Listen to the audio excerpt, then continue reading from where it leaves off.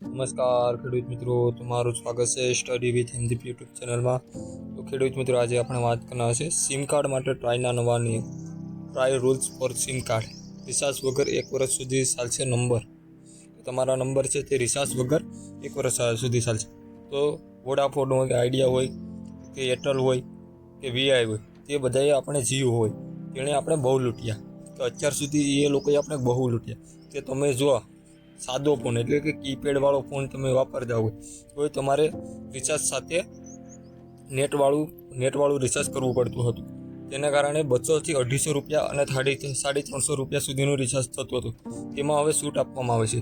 Try એટલે કે telecom regulation act છે, એને એમ કીધું છે કે તમે છે 10 રૂપિયાવાળું રિચાર્જ પણ પહેલાં જે રીતે હતું કે 10 રૂપિયાના રિચાર્જમાં 10 દિવસ ટોપઅપ જે રીતે કરતા હતા અને તેની વેલિડિટી 365 દિવસ રાખવામાં આવી હતી, તેવી જ રીતે એક નવો રિચાર્જ પ્લાન 10 રૂપિયાવાળો પ્લાન બહાર પાડવાનો રહેશે।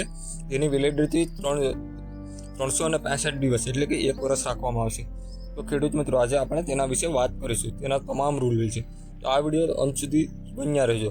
હવે તમારું સિમ કાર્ડ 365 દિવસ સુધી બંધ નહીં થાય। ખુશખબર, 10 રૂપિયા રિચાર્જમાં 365 દિવસની વેલિડિટી મળશે। ટ્રાય લાવી રહ્યું છે નવા નિયમ। Telecom regulatory authority of India એ નવા દિશા નિર્દેશ જાહેર કર્યા છે। તેમાં 150 મિલિયન સ્માર્ટફોન યુઝર્સને ફાયદો થવાનો છે। આ યોજના અંતર્ગત મોબાઈલ સર્વિસ પ્રોવાઈડર માટે ઇન્ટરનેટનો ઉપયોગ ન કરતા ગ્રાહકો માટે વોઇસકોમ અને એસએમએસ અલગ પ્લાન બહાર પાડવાનું ફરજિયાત કરે છે। તો વોઇસ કોલ માટે એટલે કે એકલું મોબાઈલ ફોન કરવા માટે અને એસએમએસ માટે અલગ પ્લાન બહાર પાડવાનો ફરજિયાત રહેશે બધા મોબાઈલ કંપનીને। રેગ્યુલેટરીએ સ્પેશિયલ રિચાર્જ કૂપન પરની 90 દિવસની મર્યાદા દૂર કરી અને તેને વધારે અને 365 દિવસની કરી। તો રેગ્યુલેટરીએ છે સ્પેશિયલ રિચાર્જ પરની 90 દિવસની મર્યાદા હતી એ દૂર કરી અને વધારીને 365 દિવસ કરી દીધી છે। ટેલિકોમ કન્ઝ્યુમેશન પ્રોડક્શન તો 12મો સુધારો આ છે, તેને 12મો સુધારો કર્યો।